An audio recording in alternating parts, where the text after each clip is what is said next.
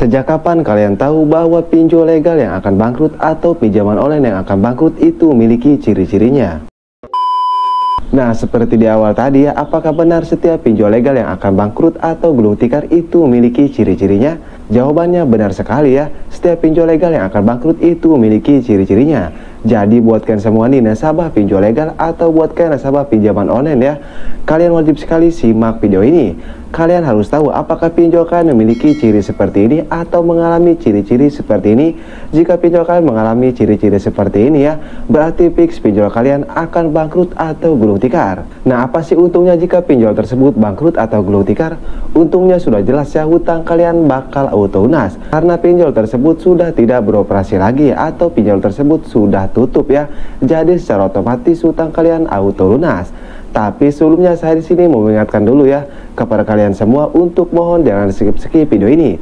Kenapa? Karena nantinya kalau kalian skip-skip video ini ya, nantinya kalian tidak paham dan mengerti apa yang disampaikan, sehingga kalian tidak tahu seperti apa ciri-ciri pinjol legal yang akan bangkrut di tahun 2024 ini.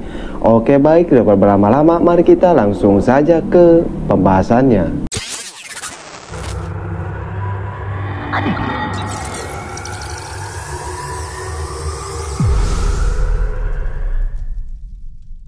Oke, jadi untuk yang pertama sudah jelas ya, kalian nasabah pinjol legal atau kalian nasabah pinjaman online.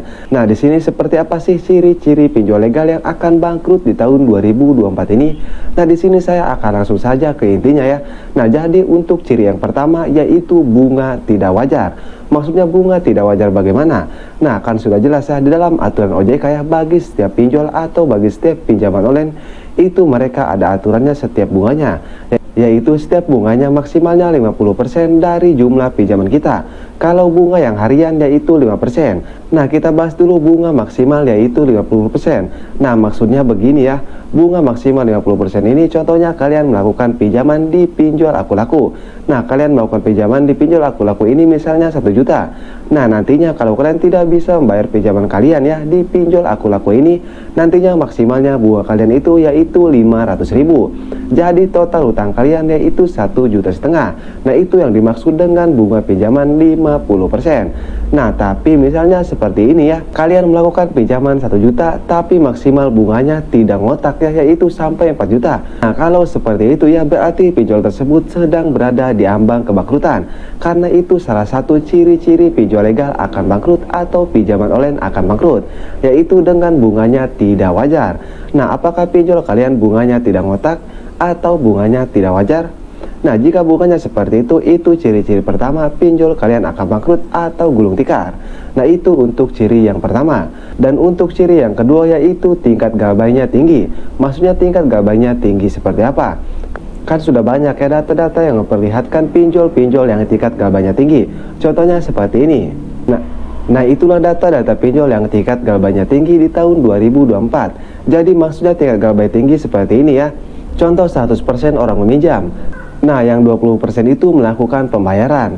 Nah, yang sisanya 80% mereka melakukan galbay atau mereka tidak membayar. Nah, kan itu sudah jelas ya tingkat galbaynya tinggi di pinjol tersebut. Nah, kalian cek ya apakah pinjol kalian tingkat galbaynya tinggi.